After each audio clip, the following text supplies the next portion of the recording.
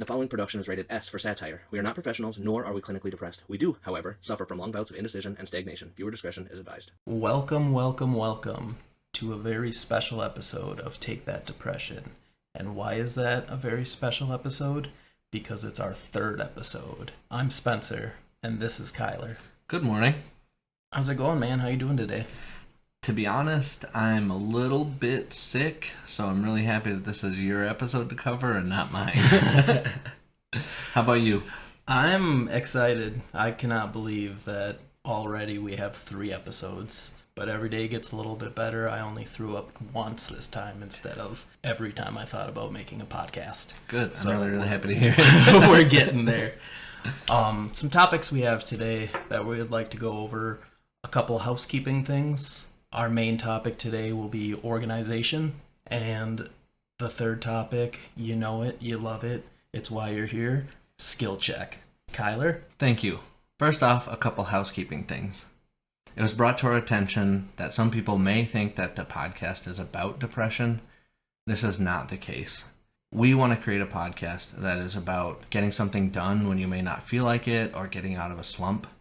So that's why in the skill check segment, we provide links as an easy jumping off point so you can jump in and get something done when you may not feel like it. That being said, we're not oblivious to the fact that our title does contain the word depression. So moving forward, we will place the contact number for the National Suicide Hotline at the end of every episode and in the description. If you're struggling, please reach out to someone or dial 988 to get connected with someone at the National Suicide Hotline. You do not have to go it alone. Growing up, when I seen the National Suicide Hotline, I don't know it off the top of my head, but it was a crazy long number, and somebody has a song about that. Logic has a song about that, I think. Yeah. Yep. You think I would remember it? That is very catchy. But I just want to say, how cool is it now that you have a quick, easy number such as 988? Yes. You know, sometimes when you're getting thoughts and things like that, it's easier just to be like, hey, boop, boop, boop, and then you're able to get connected with someone who can help you in situations like that. I think that's really cool. Yeah, that's another thing with this podcast, researching so many things. It was just really cool to learn that we're moving forward in that department because, yeah, especially when you're in a place like that, to remember a 10-digit phone number is crazy to expect. And to ask someone to look that up feels like it could be the hardest thing you've done all day. So, yeah, to make it an easy 3-number number is a really cool thing that they've done. Now that we've taken care of our housekeeping, we can move on to our main event, organization. Me and my fiance had a good laugh that organization was my topic for the week because I am the least organized person you have ever met. I never thought I would even be researching how to get organized. It's pretty wild. Yeah, it's a fun learning opportunity that we get with the podcast to research more in depth than we may normally do under the guise of doing it for something else. So it's really, really cool to be able to access all this information for ourselves too. Yeah, researching what I've researched and all that, it's given me ideas, and I really would love to be organized. I don't know that I'll ever get to a point, or even try is rather the word, to get to a point where I'm the most organized person in the world, but being able to apply some of these things to my life is going to be just crazy beneficial, and I'm excited to start using some of those in my everyday life. It's kind of funny, so I was actually late today to recording because I couldn't find my keys I just had for 15 minutes, so organization is something I'm very excited about starting. What is organization really? The core ideas behind organization. Being organized is a skill that can develop and is incredibly beneficial in all aspects of life. Being organized isn't just about having a clean desk, it's about having a system that helps you manage your time, tasks, and even mental energy. Different types of organizations apply to various aspects of life, including managing personal belongings, structured thoughts and ideas, handling financial resources. A person might combine several styles or methods depending on what works best for the individual and the needs and preferences of said individual. Let's talk about types of organization. You have personal organization, mental organization, and financial organization. Let's start by talking about financial organization. Oh no. Now, with that being said, I don't want to dive into financial organization. I don't want to tell you folks how to budget, spend your money, anything like that, and I sure don't want you telling me how to spend my money. But with that being part of the types of organization, we'll just dip our toes in a little bit. Some financial organizations include budgeting, expense tracking, account separation, and document organizing. Moving into personal organization. Personal organization focuses on managing your physical environment and time to create efficiency and reduce stress. There's 5 methods to personal organization. The first being functionality focused. This style prioritizes practicality over aesthetics. A person might group items by use, such as storing cooking utensils next to the stove or keeping kids' toys easily accessible, bathroom stuff in the bathroom, pretty straightforward at that point. The second method for personal organization is aesthetic focused. This method emphasizes a visually pleasing, neat, and uniform appearance. It often uses matching storage containers, bins, or other coordinated systems to make a space look tidy. Some examples of that might be color coding things, decanting products, transferring lotions, soaps, and other toiletries in matching refillable bottles. These can be labeled with custom vinyl labels for a cohesive look. Hidden storage, keeping counters clear of clutter by storing items inside acrylic organizers or baskets in cabinets and drawers. Decorative trays, group everyday items such as perfume bottles or hand soaps or deodorants on decorative trays or pedestals to make it look really nice, make the collection look intentional rather than messy. And that's actually something I do. You may not think I'm organized in anything, but I am a cologne man. I like smelling real good, so I got a nice big shelf with all my colognes lined up and organized. So that's one thing I am organized at and a little proud of. This also sounds very much like my wife. She is way more aesthetic focused than she is function focused. It doesn't matter if we need to jump through 40 hoops to get a thing done. As long as it looks good, that's organized to her. I struggle with that sometimes. I'm more function focused, but hearing this makes me think a lot about my wife. The third method to personal organization is minimalism. The minimalistic approach involves intentionally living with fewer possessions. The organization process focuses on curating a collection of essential and valued items while removing excess belongings that cause clutter. If there was one type of organizer I wish I could be a minimalist. I wish I could just have a van with my cats, my games and movies, and none of the junk in the trunk. Yeah. You see it on TV, the tiny house hunters or whatever. Yeah! That's a very cool concept to me. My wife and I have talked at length about what that would look like for us. I don't think we could get there, but it is very, very intriguing to see other people do it. Me and my fiance have talked in minimal about it, and she said over her dead body. she will not be a minimalist. That's very Which fair. is pretty fair. The fourth type of personal organization I want to go into is storage types. Personal organizers use various tools to keep things in order. Some examples of that might include drawer dividers, hooks for the entryway, over-the-door shoe organizers, or pantries. Me and my fiance actually have door organizers over our door to keep our dry foods, being we don't have a pantry, which I wish we did. Yeah, my wife and I have a pretty small kitchen, so we have shelves all over the place to get stuff off the counters and whatnot. Another storage type might include a basket or drawer for miscellaneous items. Sounds like a junk drawer. Yes, but hear me out. I would rather have a designated junk drawer to hide all my stuff than have all my stuff unorganized on the counter. That's fair. If you have to have it and put it somewhere, it's better that it's hidden away. It's my emotional support junk drawer. The last method for personal organization that I'm going to talk about is system strategies. These are ongoing methods to maintain order. For instance, the one in, one out rule is a very popular strategy where you remove one item from a category for every new one you acquire.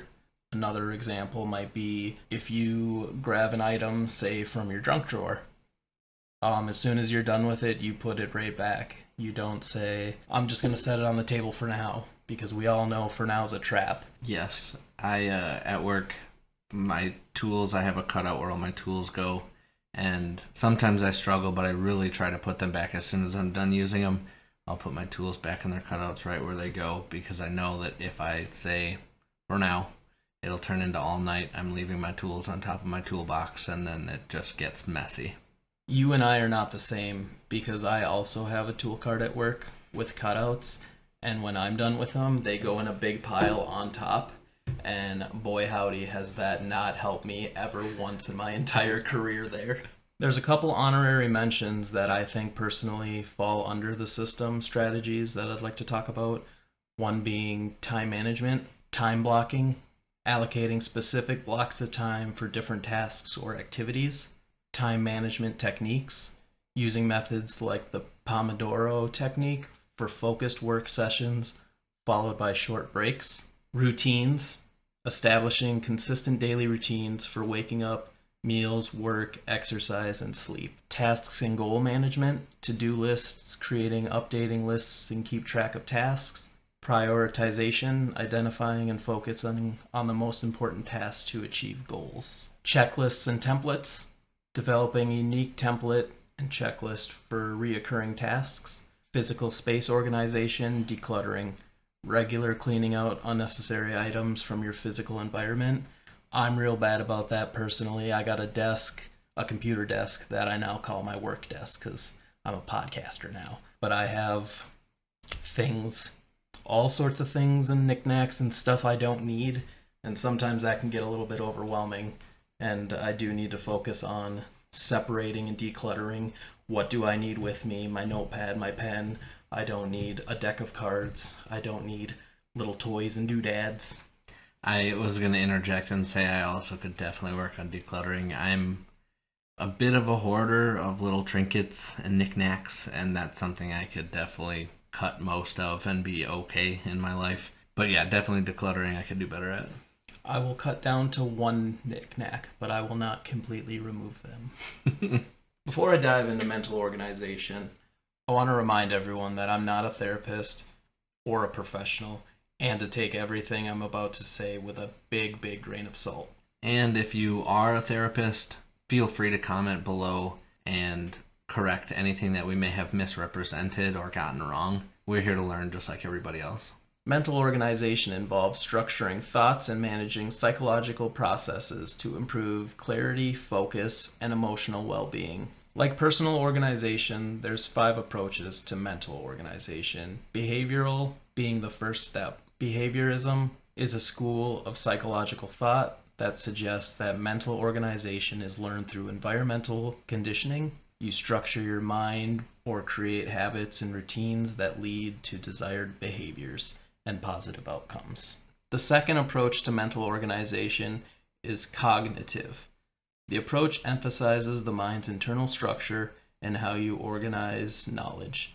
Mental clarity is achieved by organizing thoughts, interpreting new information based on existing knowledge, and changing the thought patterns through therapies like cognitive behavioral therapy, also known as CBT. Diving into CBT emphasizes that our thoughts influence our emotions and behaviors, and vice versa.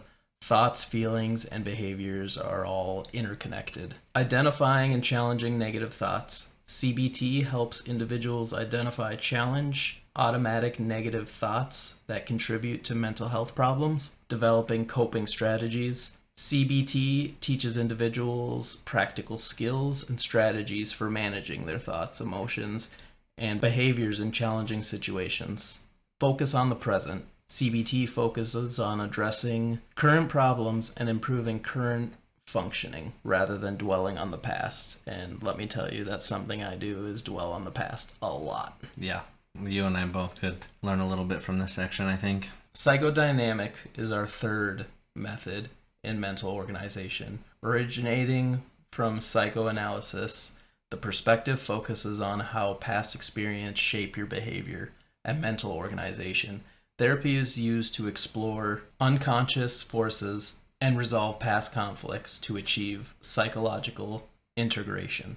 Humanistic is our fourth approach to mental organization. The humanistic approach focuses on individual potential and growth. It helps people organize their inner world by exploring their core identity and pursuing self-actualization in an environment of acceptance. That's a very interesting one sounding to me, so I may have to do more research on that after the podcast. It sounds very interesting. There's a lot of these that I've never even considered. These are all very new to me, exploring the idea of organization, so I'm also excited to start deep diving in and see what I find. Last but not least is our fifth approach on mental organization, which is psychosocial. The model studies the relationship between thoughts and social behavior. It suggests that mental organization is influenced by both psychological factors and social experiences. Before we get too far, one thing I want to touch on is behaviorism. That's one that really stuck out to me a lot. It reminded me of a speech I heard. Are you familiar with the speech Make Your Bed by Admiral William H. McRaven? I am. I have heard that. When I first heard that speech, it was probably my late 20s, early 20s. I don't actually remember how old that speech is. It's time flies and it's been a while. But when I heard his speech, it was very moving. When I first heard it, it made me want to make my bed, and for a while, when I was starting to get into organizing, obviously fell off a little bit from there. I started making my bed every day just to form a habit, and it doesn't seem like it would be something that's very impactful. Making your bed, okay, cool, dude, whatever. But when I did start doing that, I noticed little things, little changes. And sometimes it's those little changes that make a huge difference. Now, being disorganized as I was, I had this room with a made bed, and it looked nice, looked great, but I would look and see all my water bottles, all my cups that I left there. Now I have this clean looking bed next to a dirty nightstand. So then I would start cleaning up my bottles, and now I got a really nice bed, a really nice looking nightstand, but now I got this pile of clothes on the floor. So it's one of those things that getting organized really can help you both physically and mentally. I'm not going to dive into his entire speech because it is a little on the lengthy side. We will have that link available, and I recommend everybody listen to it at least once. Take what you can from it. If you don't get anything out of it, that's fine too, but it's a really good speech, and I was surprised how much it had an impact. And when I think about getting organized, that's something I think about again, and I think that is something I'm going to start and hopefully be the small little victory each day, assign myself a task, and then complete it. Yeah, I agree. I think that speech is very impactful and very motivational, and I wholly agree that everybody, if you're interested in starting getting organized, you listen to that speech. He starts it out by saying, if you want to change the world, start by making your bed, and what a powerful statement that is. After covering the big 5 mental organization methods, there's a couple honorable mentions that I would like to lump into that. One of them being clear goals. Setting clear goals, define short-term and long-term goals to provide direction and purpose. Another one being structured thinking, developing habits for rational thought and problem solving. Mindfulness, practicing awareness of your thoughts, feelings, and surroundings to reduce mental clutter and stress. That's one I personally struggle with. Reducing mental clutter, organizing your physical and digital files to free up mental space for creativity and positivity. The last honorable mention I want to mention in mental organization is self-compassion. Being kind to yourself, accepting that perfection is not always obtainable. That is a huge one for me. Getting up here, presenting this whole thing has been eye-opening, and I'm not always as kind to myself as I should. I'm glad I have a very positive co-host to say, good job, you're not as bad as you're doing. Imposter syndrome, I get that a lot. So sometimes we don't give ourselves enough compassion as we really should. And that's something I'm always striving towards to be better at. And I absolutely encourage everybody else to strive for that goal as well. I feel the same way. This one hits hard. Doing this podcast was one thing. I didn't want to start something and not be good at it, so I had to just be fine that perfect wasn't attainable right now. And I started applying the 1% theory that I had from episode 1, where we put something out, we make it exist now, and then I work on making it good as we go. And I feel like from episode 1 to episode 2, we got your volume issue figured out. We started recording in the same space instead of apart. That's 1% right there. I feel like self-compassion is huge, and yeah, you can't be too hard on yourself. If you want to do a thing, start doing it. Make it, then make it good. Even in school, I've never been a public speaker, and I'm sure as of right now, a lot of you can tell I'm not a public speaker, and it's crazy to think about me doing a podcast being I'm not a good public speaker or anything like that, but it's actually really exciting to see. It will be really exciting to see how I grow and evolve with this podcast, from episode 3, shaky voice and all that, to episode 52, just riff and goof and clarity. Yeah, it's going to be a fun journey going back to the 1% theory. It's going to be cool to listen back to back, episode 1 to episode 10 to episode 50 to episode 52, see where we're at. It's going to be a really, really fun journey. I know I've said that on every episode, but it has been really fun so far, and it's keeping me coming back. So thank you guys for listening. You don't always see the progress or hear the progress from episode to episode, but if you could see the behind the scenes, and someday you would be astonished at the progress we've made just between these 3 episodes. When Jake the dog said, sucking at something is the first step to becoming sort of good at something, I felt that. Yeah, though it's truer words have never been spoken, truly. Kyler, before we move on, is there anything you want to add? Yeah, if we could jump back to goals for a second. Absolutely. You and I were just talking about a personal project that you're working on, and you came to me probably a little bit overwhelmed, asking how you were going to do something. And one of the big things that I thought of in that moment was to break down your big goal into many, many small goals. Turn your big long-term goal into many short-term goals. So if you are writing a novel, instead of your goal being write a novel, you can have a short-term goal of write a page a week. And that way, in 3 years, when your novel isn't finished, but you've written 300 pages, you see 300 successes instead of 1 failure. And I think that that's a unique way of looking at things that people may not always think about. That was really huge for me to hear when we talked about that, because that is something I've been overwhelmed with. Is I always feel like I have to set these enormous goals, and if I don't meet them at all, then I'm a failure. I give up, I get discouraged. But looking at things on smaller scales, again, making your bed, you said, I'm going to wake up and do this. I assigned this small goal. You completed it. Congratulations. And it's something you can feel really good about when you scale it down to smaller goals. Yeah, again, making your bed, completing that one small thing for your larger goal, it's a win. It feels like a win, and it's much less daunting when you break it down into a weekly task or a daily task. Instead of, I want this thing done in 3 years, how do you know you're still going to feel the same way you do about something in 3 years? It's too far to tell. So, especially for long-term projects, break it down into smaller goals. Keep the long-term goal in mind, keep the end goal in mind, but see each little victory as just that, a victory. It doesn't make it any less that it's only part of your long-term goal. You still did a heckin' thing, man. And it gives you something to work towards. We've had a good talk about both personal organization, mental organization, and a bad talk about financial organization. Never again.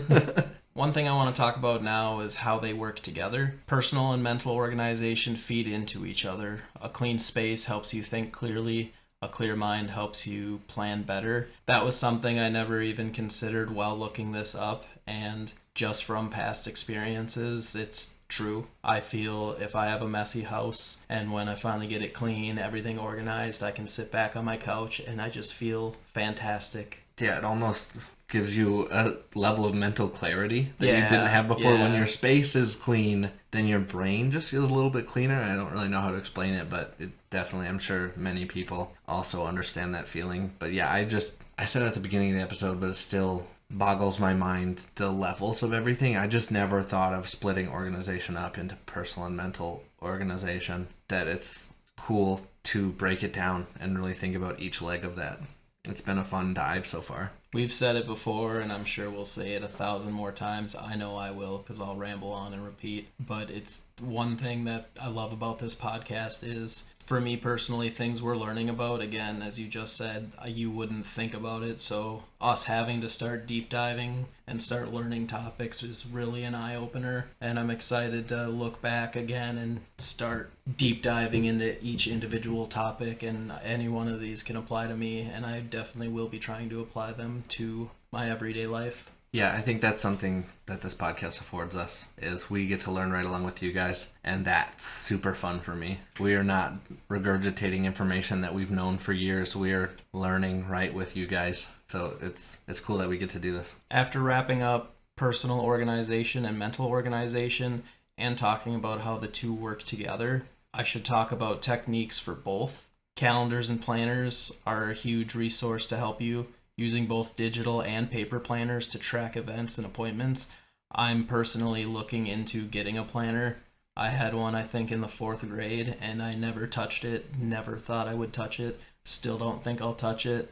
But I've been looking on Amazon, and that actually might be just the thing I need to get a little more organized, whether it's personal life, work, and take that depression. I think between all that, I think a planner will actually do me some good. Yeah, we have a digital picture frame planner, one of those fancy planners. Ooh, fancy. Yeah, my wife loves it.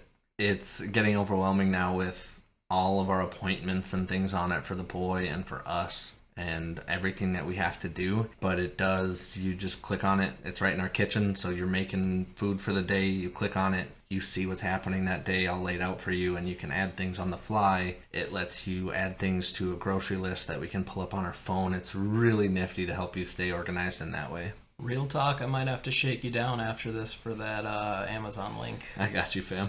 Another resource for tools and techniques is digital tooling, utilizing apps and softwares to manage tasks, files, and schedules. There are so many out there nowadays, hundreds of different apps. And lastly, filing systems, implementing clear systems and organizing both physical and digital documents. Yeah, that's huge.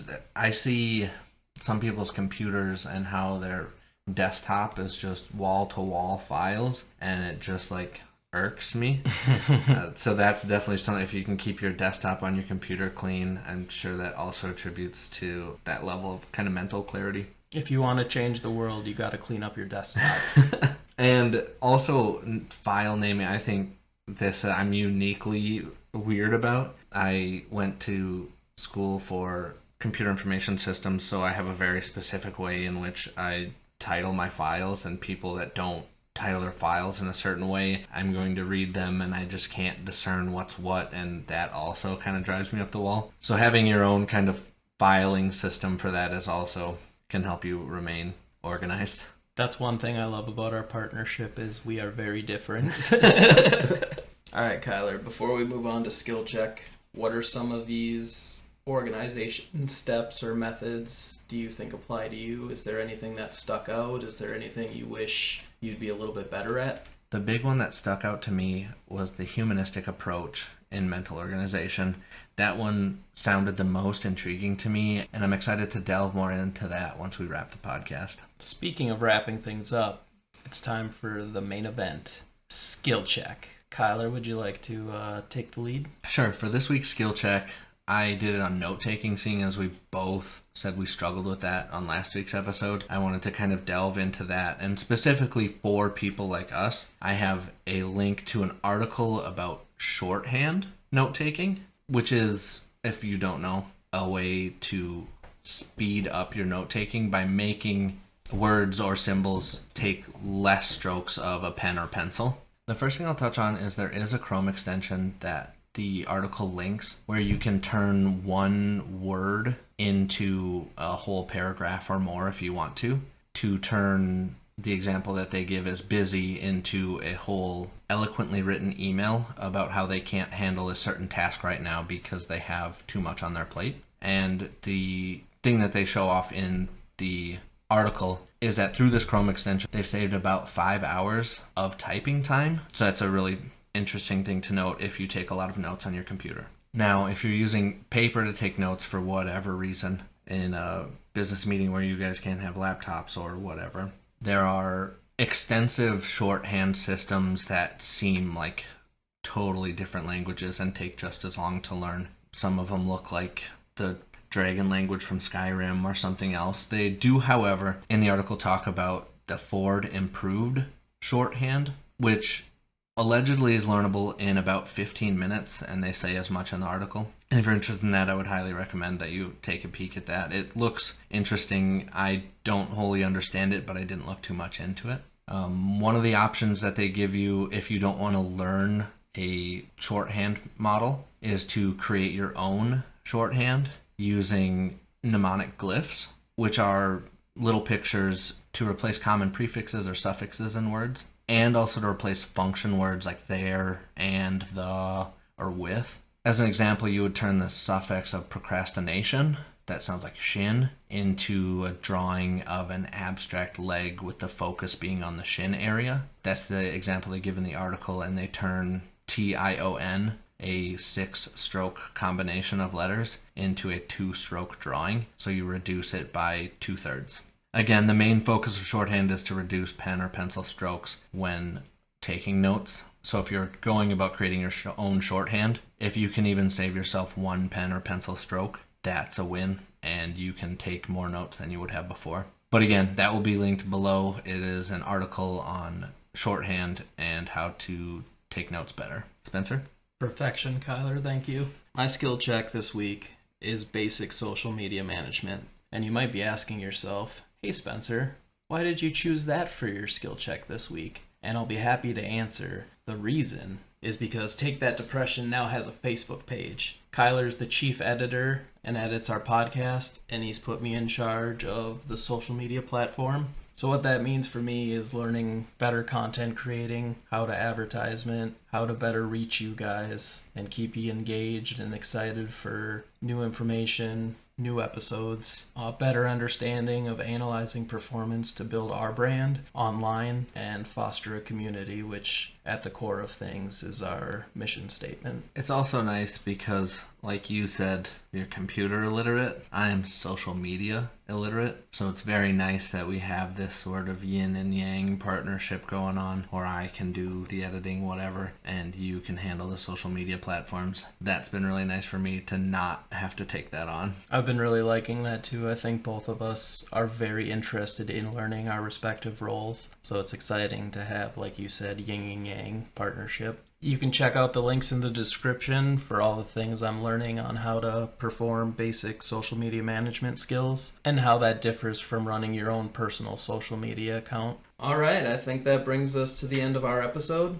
If you have any comments, concerns, any questions for us at all, feel free to leave a comment wherever you see are listening to this podcast, or you can email all lowercase takethatdepressionpod@gmail.com, and we'll make sure to reach out back to you as soon as we can. Stay safe out there. Don't get mugged. If you are struggling, please, please, please reach out to someone or dial 988 to get connected with someone at the National Suicide Hotline. You do not have to go it alone.